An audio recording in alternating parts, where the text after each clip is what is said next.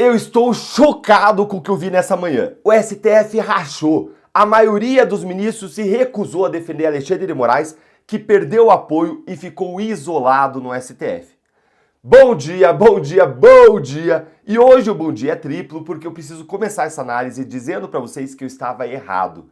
Eu publiquei aqui no canal uma outra análise questionando se Moraes seria abandonado pelo Supremo ou se os ministros dobrariam a aposta. E na minha visão, o fato de que apenas 4 ministros prestaram solidariedade a Moraes até agora, 3 em público e 1 em privado, mostrou que a maioria do STF estava sendo cautelosa e pensando muito bem no que ia fazer e no que vem aí em frente, refletindo, mas eu acreditava que os ministros iriam, no final das contas, como sempre, se autoproteger de forma corporativista, fechar o corpo, fazer um cordão de proteção ao redor de Moraes. E eu tenho que te dizer que eu estava errado. Porque a julgar pelo que a imprensa publicou hoje, o STF rachou. Moraes não tem mais apoio na maioria e ele está sendo cada vez mais isolado. Gente, olha só essa manchete aqui do Poder 360. Maioria do STF se recusou a assinar carta em defesa de Moraes. Olha, isso aqui é gigante. Eu fiquei chocado ao ler. E eu acho que nós vamos ter até uma certa dificuldade em entender a magnitude do que está acontecendo. Vamos ler então aqui os destaques que eu trouxe para você, que só melhora à medida que a gente avança na leitura desses principais pontos que eu separei para você. Olha aí comigo, ó. O ministro do Supremo Tribunal Federal, Alexandre de Moraes, pressionou seus colegas para que todos assinassem uma carta em sua defesa na última quarta-feira, agora, dia 30 de julho de 2025, 2 dias atrás. Não houve consenso. Segundo apurou o Poder 360, mais da metade dos 11 ministros do STF considerou impróprio fazer um documento assinado por todos para contestar uma decisão interna dos Estados Unidos.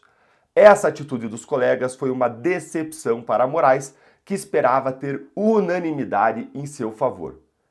Torta de climão. Gente, eu não queria agora estar na pele do ministro Alexandre de Moraes.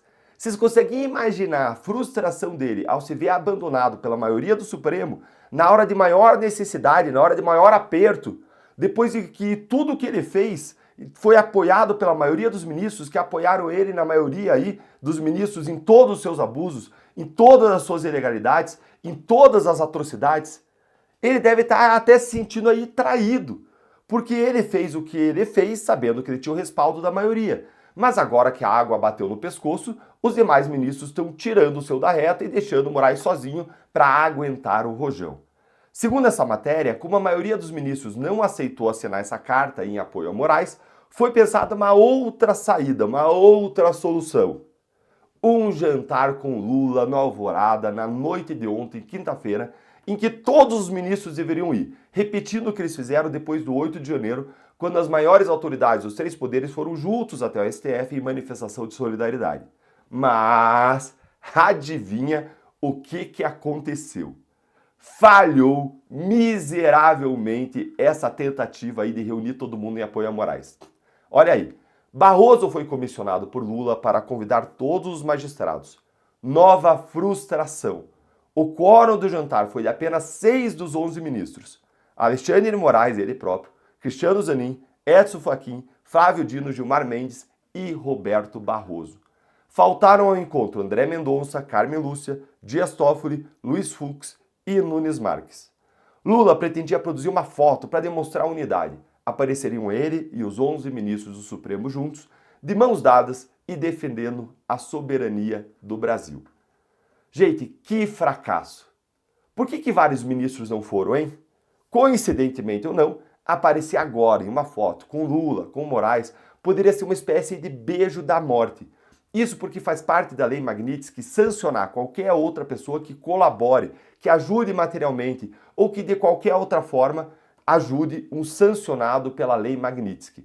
E uma foto de todos eles aí juntos poderia levar a outras pessoas, a outras autoridades serem punidas e sancionadas. E com medo das sanções, o que eles querem agora é baixar a fervura. Basta ver o teor da nota do Barroso após as punições, como eu mostrei aqui numa análise aqui no canal, em que eles baixaram demais o tom. Agora olha como que a situação do STF parece estar mesmo se tornando cada vez mais irreversível para o Moraes. No final, só com 6 ministros, Lula acabou conseguindo demonstrar de forma clara um racha dentro do STF. Gente, um racha dentro do STF. Assimila aí. Para, reflete, pensa. Uma coisa que jamais imaginou que ia acontecer. Um racha dentro do STF. O portal Metrópolis, ele fez um quadro do racha. Dá uma olhadinha aqui, ó. Reunião com Lula no Alvorada. Compareceram Cristiano Zanin, Barroso, Flávio Dino, Alexandre de Moraes, Gilmar Mendes, Edson Fachin, e eu já vou te mostrar que nem todos compareceram de bom grado. Não compareceram. A trinca aqui, ó, dos que não foram punidos pelos passaportes, Luiz Fux, André Mendonça e Nunes Marques, e se somaram aí a Carmen Lúcia e o Dias Toffoli. Entre os 6 que compareceram, gente, um deles nem foi de bom grado. Dá uma olhadinha aqui, ó. Entre os 6 que compareceram, um foi a contragosto. Edson Fachin esteve no Alvorada só porque será o próximo presidente da corte daqui a menos de 2 meses. Achou que, mesmo contrariado, seria ruim do ponto de vista institucional faltar ao evento, até porque o seu vice será justamente Alexandre de Moraes. Há um sentimento no STF de que Moraes está levando a todos na corte para um caminho sem volta. Na decisão em que ele mandou colocar tornozeleira eletrônica no ex-presidente Jair Bolsonaro, o ministro chegou a sugerir tacitamente que os Estados Unidos são inimigos estrangeiros do Brasil. Esse tipo de linguajar foi considerado impróprio pela maioria dos ministros. Resumo perfeito da ópera.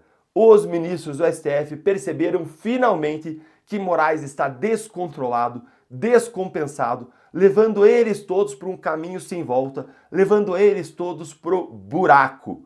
Que pena que não entenderam antes, que pena! Antes de tantas pessoas se tornarem vítimas dos abusos, das monstruosidades de Moraes, de tantas vidas serem destruídas e antes a democracia do Brasil se deteriorar tanto, tanto.